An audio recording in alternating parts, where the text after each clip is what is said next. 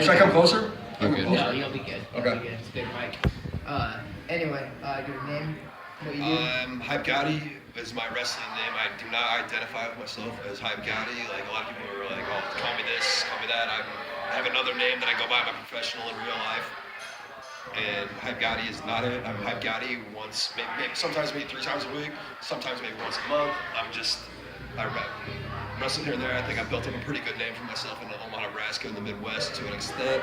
Nationally, not as much as I would have liked to, but still here. This is the funnest thing that I do. Like, I was on my way out to my match tonight, and I stopped, and I told the guys behind me, like, I was kind of a surprise and everything, and I told the guys behind me, I said, hey, I'm nervous. That's fucking weird, because it's been 15 years I've been doing this, and, you know, that's how you know you care that you're doing something that you were nervous. And I was like, how am I nervous after 700, 800 matches or something? I'm still getting nervous, so that's why I know that, like, you know, I dread kind of coming to these things. Like, I don't like the process of going to a show and sitting around and hoping that, like at PWP, you get a good promoter. I'm not worried about getting paid, but I'm worried about, like, good business. PWP, good business here, so it's not like I get nervous about that, but it's time out of my day and everything, and I don't have a lot else going on, so we had a good time tonight. It was okay show, and that's who I am. I've got it. I'm a little more outspoken than I probably have any right to be, but big fish, small pond, I'll take it. I lived in LA for about 2 years, and I was like such a small fish, big pond kind of thing that I couldn't have it no more. I had to come back to Omaha, so I moved back here. What did you do out there? I was writing for a TV show out there that never ended up getting released, and the whole grind of that, and then I was in Hollywood, and just the whole grind of being in Hollywood, like, I mean, there's phony people, the girls aren't real. I mean, I'm sure there's a dime a dozen to find a girl that's a real girl and stuff, and be friends and stuff, and it was too much for me, and I won't go with the extracurricular activity, but I had to get out of there. It wasn't for me, so I moved back to Omaha, and I did take about a year and a half off wrestling, and here I am again, just wrestling again. It's when I do it, I fucking love it. Like it was 3 weeks since my last match, but I did a triple shot 3 weeks ago where I did Kansas City, Kansas, Kansas City, Missouri, and Omaha in 3 days. And I mean, that shit was so fun. Like traveling around with I was traveling with the young kid on the show, just because he's gonna come and pay gas and be respectful and stuff, which is cool. And Dalton Lee Roth, so I was with him all weekend. And, like, he's a year and a half in, and I'm 15 years in, so it was a lot of fun. Just not fun being with him, but I was able to go to other cities and meet my friends and everything. And well, see, that's kind of one of the things that, like, leading back to our fandom, and specifically mine. You've been doing this for a long time. I've seen you. I mean, like, it's ridiculous, but have you seen the barbed wires or anything like that? Yeah. All right. Like, I was thinking, it's like my dad bought me goddamn 2004. Bought me like SummerSlam or some shit. Yeah, just got addicted. And and it was before that, but like he bought me that, and then I started like asking about like going to see it in person. And he brought me to some live events and shit. Yeah, my friend Tony just brought a pretty good-looking girl in to meet him right there tonight, so that just happened. But anyways, I'm sorry I wasn't cutting you off. This is the shoot, brother. I was kind of checking her out when she came in, but she looks better than I thought she was going to look, so there we go. Good for him. But the point being is just like, you know, what's it like being in this business for a long time, you know, like you've been in it for a minute and you're not an old man. You know, like I'm 35 years old. Well, you can I hate like telling people I'm 35 years old. You can think that, but you're not. I mean, I agree, but I was 27. I was like, I'm fucking getting old. And then there's some 35-year-old guy my age, and he's like, you ain't old. But I was like, that is an old motherfucker right there. Like, that guy's a grizzled veteran and shit at 35. And now I'm that guy. So I know, like, I'm getting up there. Like, and it's not just wrestling. It's like, I'm doing this wrestling thing and, like, meet girls or whatever. And, like, I've been, like, desperately trying to, like, not settle down or anything, but, like, you know, meet a girl and have a substantial relationship. And it's a lot of it's trying to find a normal life. Yeah, it's a normal life. Like, I like to have kids and stuff. And this is a hard thing to fucking explain to somebody. Like, this is what I do in my spare time. There's a girl I'm still hanging out with tonight. And it was like, if I get out there at a reasonable time, like at 10 or so, I'll come see you. And now I've got to explain to her. She doesn't know I wrestle, so I'm gonna have to explain to her tomorrow that, hey, I just had some stuff come up, like, because this is well, such for the love of God, if it involves this, do not stay here for the, you know what I mean? No, Yeah, staying for sure. Like, yeah. I was staying. Love you later, man. It was it's nothing to do with it. No, yeah. It's like I'm just coming down from the show. I feel good right now. Like I wasn't too into my match tonight, but it was good enough. It was whatever. But like those are the first bumps I've taken in 3 weeks. So hopefully my body's feeling okay tomorrow. Excuse me, a little beer burp right there. Fucking, the fans hook us up at these shows, so I'm just not dodging anything. I just the conversation of pro wrestler. Oh, like that stuff on TV. Like oh, that stuff's fake. No, it's not fake. Like the shit. Like when I got suplexed tonight, it really it didn't hurt. I'm not gonna say it hurt. I'm not gonna sit and tell you it hurt. I'm not gonna fake it. A lot of people act like we're doing like NFL combines and shit out here. We're not. Like this shit's not harder than like an NFL gig or like getting ready for like the NBA season or something. This shit's not that hard. Like maybe if you want to make it to the level of WWE and stuff, but I accepted that shit was already sailed for me. I'm not gonna ever be in the WWE. Like I know that. So it's not that hard a job. It's come out, entertain, and I like to entertain and. Just, like days like today are awesome. I had a great time. I love my match. Later did. I didn't love my match, but still had a good time. And now I'm like ready to come back. The next time I get a show, I'm ready to come back. And I'm gonna, in my mind, it's like, that wasn't good enough last time. You're gonna be better this time. So I'm gonna be better next time. And so here's kind of what's leading me around. I guess is that the main point of what we're doing for this documentary is the passion that's involved in what it takes to do this for, do it on your own, to do it to get into the WWE, do it something like that, to do it just because you love it, you know what I mean? So what's it, I just kind of started to delve into it a little bit, but what's it like, you know what I mean, like doing something where you've done it for a while, and you're... I got into it. I got into it. I was playing college. I was going to UNO to play college baseball and like had a scholarship and everything, played baseball there, and then wrestling school opens and I'm best friends. One of my best friends in the world is Sanjay Dutt, and you guys know him, right? Yeah, Sanjay Dutt is one of my best friends in the world. He was getting trained at the time that I was going to UNO to play baseball, and it was kind of like a fork in the road moment where I was either going to go with him or I was going to go play baseball. I went to play baseball, and I decided I was going to go play baseball, and I should have went and trained with Sanjay because he made a lot out of himself when he got trained. We were 18, 19 years old. And how'd you meet him? We were doing backyard wrestling, and I lived out in Virginia when I was younger. Okay. And we were doing backyard wrestling, and then I ended So you're not from this area? No, I'm from Baltimore. So I got moved out here when I was 15 years old. I got moved out here, but through the internet and everything, the internet was coming up, and we stayed in touch, and he's still one of my best friends, like alive by far. And so fork in the road moment. Like either go play fine. Come over, Devin Carter will hook you up with dinner. Oh shit! Is that delicious, Devin Carter? Oh my God, That's nutritious. Wrecking Kayfabe! Wrecking Kayfabe! Oh god. Yeah, we're good. Can I interview you next time? What's that? Can I interview you next time? Yeah, totally. Yes. I'll remind you. I'll make sure you do that.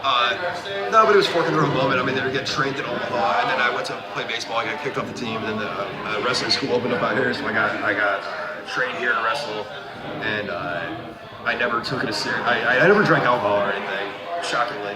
Never drank alcohol, anything like that. And I started drinking when I got into the wrestling business. Like, you go into a lot of these locker rooms, and I'm 18, 19 years old, and hanging out with these guys that are 35, 36.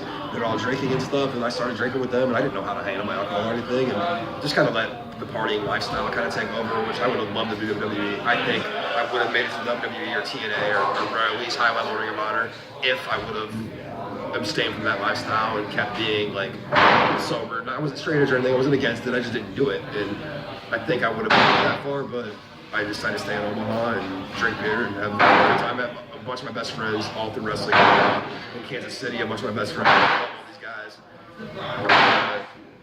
I didn't take a serious option of if I could go back, I don't know where I'd go. I could have the life I have now, which I'm very happy with, or I could have the life where I went with Sanjay and possibly fucking made it to Sanjay's level, or excuse me, possibly. I mean, I probably wouldn't have got to his level. He's an elite athlete. I'm not. He's an elite athlete, and I'm not an elite athlete. I'm a good storyteller. I've got a good personality, but I don't know if I'd have made it to his level. But You know, so if you want it, you gotta go fucking take it. Like, you gotta go to a legitimate school, get trained. You gotta, just legit school, get trained, fucking take it serious, lift weights, fucking don't drink beer, shit like I do every day. And later, brother. Yeah, we'll see you next time, man. I'm gonna hit you up when I come out there, all right? Yeah, you're on my list. All right. Yeah. Hey, let's do it. All right. Next time you're out here, for sure. We'll do $6. Yep. Later, brother. Take care, man. Thank you. Yeah, but it's just, I think that's the best sort of material you have is just fuckers coming up and bowing down to be like that show. This is great. Yeah. Like, dude, this is perfect. Like, this is exactly what we want. These are good. Later, guys. Take care. Like, this is kind of what I want to have you around. I mean, these are all my boys and stuff. Like, we don't, we'll get you and Joey on this podcast next time, all right? All right, let's do it. Yeah, I mean, the passion and stuff, like, is there. I love pro wrestling. I watch pro wrestling. I mean, I try to watch Raw and SmackDown. It's just fucking garbage now. Like, what's AJ Styles doing tonight? Well, like, what's AJ doing? All right, what's Owens doing? You know, I watch that What stuff. are the best doing? Yeah, what are the best doing? The guys that were down doing this kind of bullshit that we were doing tonight, like, and making it to this level, like, from here, and they're at the very fucking top because they're so passionate and they took it so seriously, and they did it or they didn't. So that's kind of, I guess, to round it out. The rest of this is, well, one, if you have any sort of stories with people, that's a massive amount of everything, I'm always down to hear stuff like that. I'm about to say it again. I'm sorry. Just like names from like that are like mine, you know what I mean? Like coming up in the same. God, I've wrestled so many Yeah, guys. well, say- From Jay Lethal to Alex Shelley to like Alex Shelley's the best. Alex Shelley's the best guy I've ever been in the ring with, and I was 26 at the time, and it was like, what the fuck's going on? He's doing these things, he's telling me to do these things, and I'm like, what the fuck? And then he's guiding me to the next part of the match. Like Alex Shelley was fucking amazing to be in the ring with. There's pieces of shit. Like I'm not gonna name names that are pieces of shit. Like 2 more beers, I'd probably start naming their names. But like, it's like I mean I've done it all. I've done barbed wire, cage matches, everything. It's kind of fucking crazy. I'm not some big dude, like some big jack dude, but I'm just a dude that had a little bit of personality and ended up kind of getting it over to an extent to where I was able to travel. Like, I mean, I've wrestled in 27 states with only flying one time to California. So, I think I did pretty well myself. I make money when I wrestle now. Like, I'm not leaving here broke tonight. I'm gonna go to the bar after the show. I'm gonna have some beers. I'm gonna probably go home, get a 6-pack, go home, and I'm gonna wake up with more money than I came out with tonight. So, I mean, that's good. There's a lot of people that can't do that. That's the hard part, is going out and, you get $10, $20. You give it to the guy that's driving you for a ride. And, I was, actually a funny story. It was on my Twitter the other day. I was talking about how, like, I really didn't like wrestling in Minnesota. There's a guy, Showtime, Darian Sanders. He still wrestles from time to time. We were in Minnesota wrestling, and we were going down to Sioux City the next night to do a little double shot in Sioux City the next night. So we hit our Minnesota shot. I'm driving, and we go at Subway with like some multigrain oats, and whatever, some bullshit sandwiches that had a lot of crumbs. So we get pulled over then, and we get pulled over. The cops like, hey, what's going on? We're like, nothing. We're like, sorry, officer. I think I was like 5 over or something.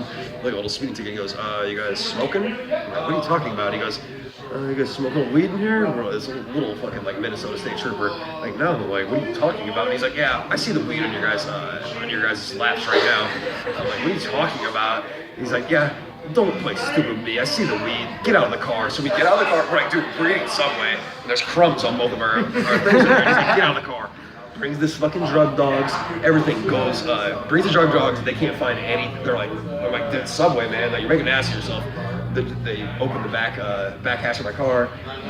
Dogs sniffing around. I was like, can we go in here? I'm like, yes, just let us get going to the next show, And start going through our stuff. And they start pulling out our little leotards and stuff, our little wrestling speedos. And he's like, what are you guys into? Like, really, like freaked out. Like, we're wrestlers. He didn't believe us. But he didn't find any drugs or anything and let us go, So that was funny. That was funny. He just the other day randomly, he goes, it's been 10 years since that day, and tweeted at me, Darian did. And said, remember that? I'm like, yeah, that was fucking crazy. So another time I drove into Milwaukee. You guys know Mad Dog Vachon? Yeah. All right. So me and Jaden Drago got Mad Dog Vachon on a show in Milwaukee to like sign autographs and shit. And here comes Tony Cortez with shots. Hold up. Tony Cortez with shots. Tony Cortez in the motherfucking house. Cheers, mates. Sorry. No, come That was back better again. than the last one. That was better than those last ones. Fuck. They're getting like Jameson and Now stuff it's a earlier. shoot interview. Yeah, it was a shooter interview. Yeah. Yeah, it was Jameson they were getting earlier. Like, I don't do whiskey. I'm the pussy. Me and Jaden Drago got we got Mad Dog Marshall put on the show in Milwaukee, and like the promoter Carmine Espirito, look him up. He's a fucking awesome guy. Like, he paid us to come up there, and so we go pick up Mad Dog Marshall over on 60th and Q. We pick him up, and he gets in the back seat.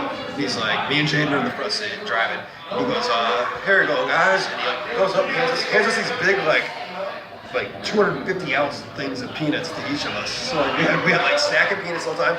And then he goes, and here, hold on, and holds up to I'm driving, Jaden's in the passenger. Holds his leg up to Jaden, the passenger, and goes, this feels better. So we have Mad Dog Rashawn's leg riding shotgun with Jaden Drago right there, just like holy shit. So anyways, we go to the show and I get paid. To this day, it was the best pay I've ever made in a show in my entire life. Like, it's like high 3 digits shit we got paid just for bringing Mad Dog up to the show to like be around and stuff. And so we're driving home and I get pulled over again, speeding. So I'm pulled over, like, god damn it. This reminds me of another story. Bring me back. I have another good story. We get pulled over, and we're sitting there, and there's me and Jane at the top, and then Mad Dog's sleeping in the backseat. He's sleeping, so like Mad Dog's like, oh, what's going on here? Like, oh, and then the cop comes over, and he goes, oh my god. Like, we're like, oh, we're just taking this guy back to Omaha. We took him to the wrestling show. And the cop's like, okay, he's kind of wary. And we're like, yeah, he's like, oh, I'm Mad Dog Bashan. And he tells the cop, like, straight up, like, man, that's kind of a big time move. I'm Mad Dog Bashan. The cop goes, oh my god, you're Mad Dog Bashan? And the cop's like, you were doing, he's like, oh my god, like, oh, I gotta get a picture. The cop opens the back seat, gets a picture of Mad Dog. And then starts telling us that the week before he pulled Marty Jannetty over on the same road in the same exact spot. Marty Jannetty was speeding, gets pulled over, and he goes, Marty didn't get off this nice, but man, Mad Dog, you're a legend. We're gonna let you go. And Mad Dog's like, ha ha, like, and his legs all up in front. He's like, ha ha, hi. Jaden told you guys that my name meant something, and fucking we go. And like, oh, rest in peace, man. That guy was the man. Me and Jaden both went to his funeral. We told his nieces and nephews all that story, and like, it was fucking awesome. Like, Mad Dog was the man. Like, I consider myself number 2 in Omaha. Mad Dog's number 1. So I'll concede that to him. I gotta make a little more money before I get up past Mad Dog. But My father talked about seeing Mad Dog Bashan, dude. Yeah. He was the man. Like, he was. I've actually, like, if you guys like tweet at me or something, I'll send you guys the pictures of that day. Like, it was me, Jane, and Mad Dog outside. His balls, his big. It was like.